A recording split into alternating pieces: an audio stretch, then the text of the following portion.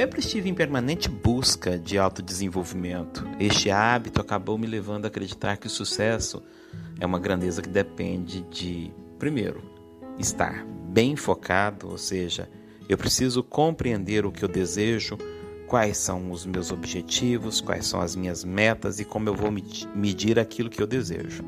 Isso é ter foco. Segundo, eu preciso estar ativo, ou seja, eu preciso estar numa posição que eu possa desenvolver ideias, que eu tenha capacidade ativa de resolver problemas, porque é disso que a sociedade moderna precisa, é disso que o processo de transformação das organizações precisa, especialmente no mundo que é disruptivo. Já fiz esses comentários em outro podcast. Terceiro, querer fazer algo, ou seja, eu preciso ser desejoso. Eu preciso ter aquilo que me movimenta, aquilo que me faz buscar algo, aquilo que me faz querer fazer diferente. E principalmente de uma forma totalmente transformadora e inovadora. Então, o sucesso é uma grandeza que depende desses quesitos. Mas também, principalmente, ele depende de outra vertente, que é estar consciente do meu propósito. O que é propósito? É aquilo que eu desejo desenvolver enquanto expectativa de vida e como eu desejo impactar no ambiente em que eu vivo, convivo e desenvolvo minhas ações e minhas atividades. O propósito, ele extrapola, inclusive, as questões de trabalho e de empresa. O propósito tem a ver de qual é a minha jornada, como eu quero desempenhar a minha jornada nessas passagens por este planetinha chamado Terra. Então eu preciso ter consciência do meu propósito. Também eu preciso, e isso é fundamental, estar em paz.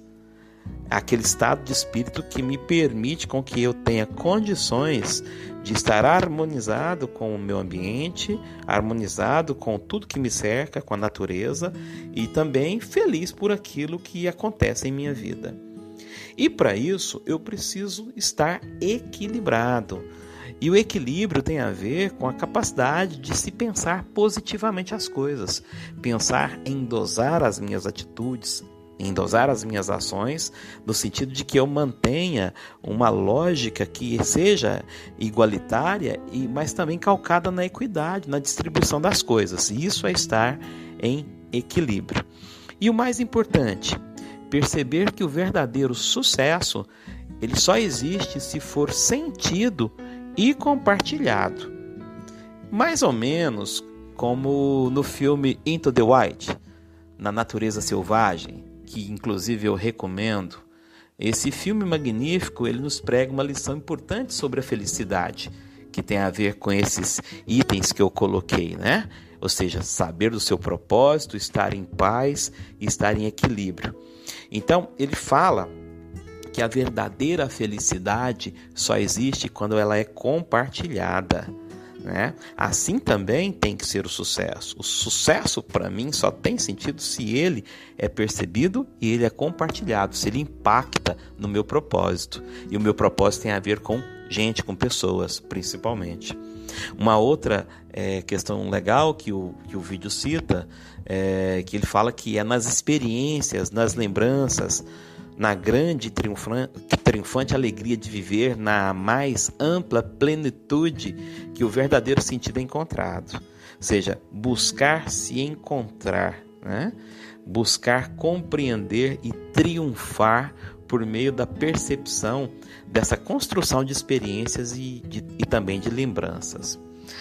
Bem, nessa linha de raciocínio, eu tenho duas lições para compartilhar que reforçam significativamente a filosofia do equilíbrio para se viver bem o sucesso. A primeira delas diz respeito aos relatos da experiência de pacientes nos últimos dias de vida.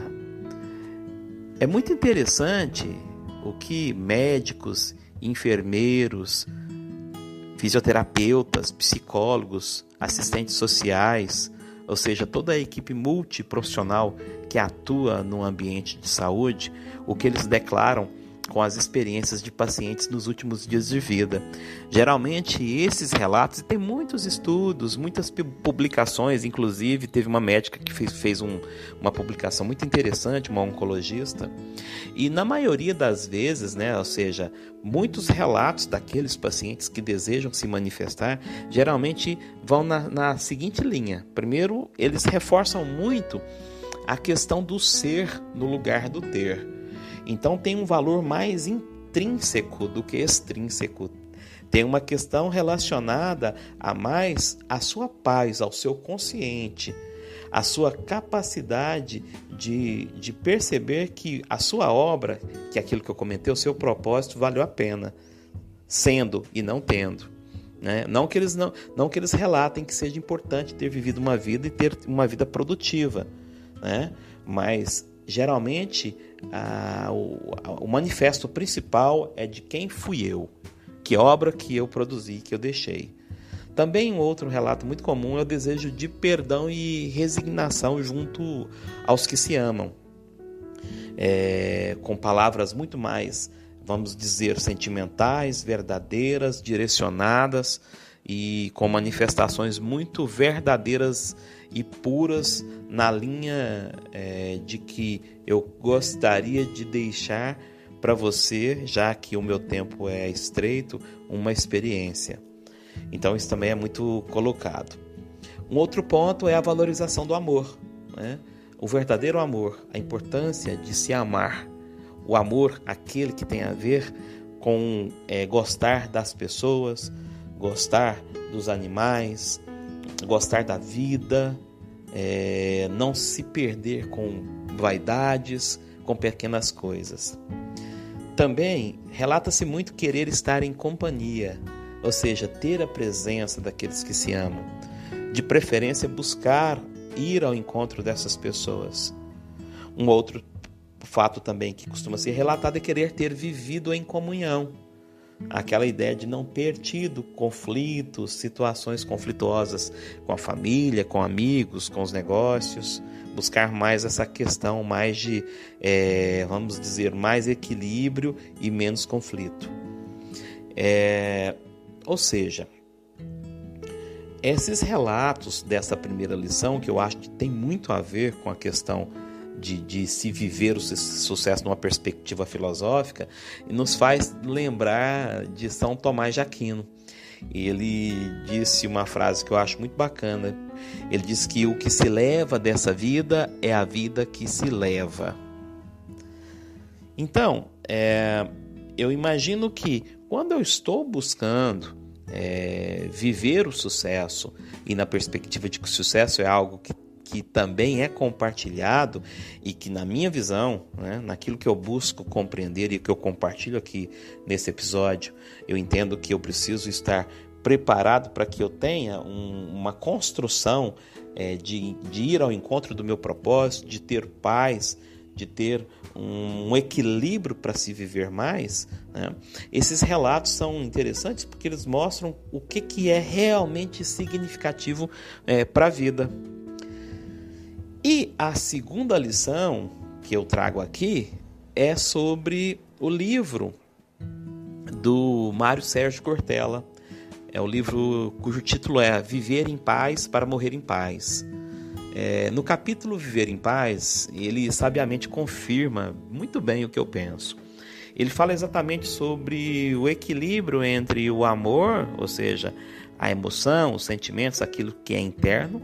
Ele fala desse equilíbrio entre o amor e a razão.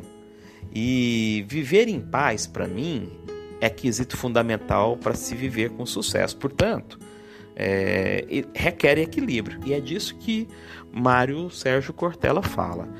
E como é que ele explica isso?